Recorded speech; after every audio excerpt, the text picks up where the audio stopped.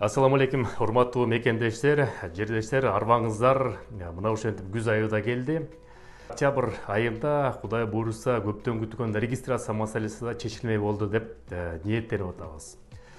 Биринчиден 26 октябрдан баштап 2023 жылдан 156 федералдык мыйзам. Бул федералдык мыйзам болсо чет элдик жарандарды миграциялык каттоого коюу мыйзамы болуп эсептелет. Бул жааттан ошол мыйзамга өзгөрүү кирип атат. Эми ал өзгөрүү кандай деп атат? Биринчиден биздин мекендештер өздөрү каттоого кое алат эми. Бунун үчүн эмне керек? Биринчиден госуслуг деген приложение керек. Госуслуг деген приложение телефонго көчүрүп аласыңар дагы, ошол жерден каттоодон өтөсүңөр, толук өзүңөрдүн реквизиттериңерди, данныйларды ошол жака киргизесиңер. Каттоодон өткөндөн кийин жашаган батири менен үй ээси менен сөзсүз түрдө, жалпак сөз менен айтканда ижара келишим түзөсүңөр. Юридикалык термин менен айтканда договор найма жилищного помещения деп. Ошону келишим түзүп алып туруп, ошо аркылуу өзүңөрдү каттоого үй ээси жок эле тургузсаңыздар болот. Урматтуу мекендештер, Кыргыз диаспора кеңеши мамлекет тарабынан жана башка уюмдар тарабынан каржыланбайт. Ар бир жасап аткан иштерибиз өзүбүздүн чөнтөгүбүздөн чыгарган каражат менен иш алып барабыз. Ошол себептен жакында Кыргыз диаспора кеңешинин жааматы менен машпара кылып, бир фонд ачууну туура көрдүк.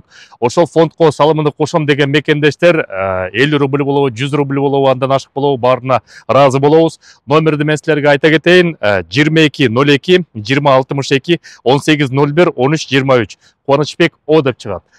Жардамыңыздарга ыраазы болобуз. Силерге ийгилик, аман эсен болуңуздар. Бул үчүн жалпы өзүңөр эле эмес, балдарыңардын ата-энеңерди жана келинчеңерди да тургуза аласыңар. Тактап кетчү нерсе, биз МВД өкүлдөрүнө ушул маселе талкуулап атканда бир сыйра суроолорду бердик. Эгерде биздин мекендеш госуслугеден каттоодон өтүп туруп, ижара келишимин түзүп туруп, госуслугга каттоого өткөрдү.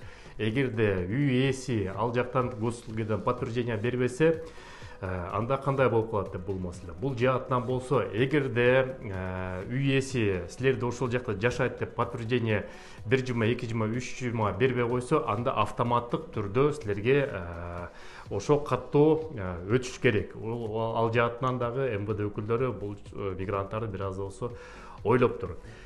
Эми мекендештер, бул мыйзам күчүнө кирер менен эле 26 октябрда эле укмуш иштеп кетет, сонун иштеп кетет дегенден алыспыз. Себеп деген закон асмандан жерге түшкүнчөктү бир сыйра башкача иштейт, жерде да бул такыр башкача иштейт.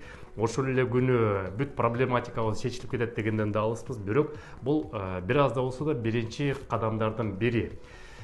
Бир аз кыйналышыбыз мүмкүн, көнбөшүбүз мүмкүн, мурдагы адатка салышыбыз мүмкүн, бирок бара-бара көч түзөлүп, бул жаатынан дагы регистрацияны бир жашынакай жол менен ыгына салып алсак болот, Кудай буйруса. Бир аз чыдап туралы, аз калды, сабырдын түбү сары алтын дейт мекендештер.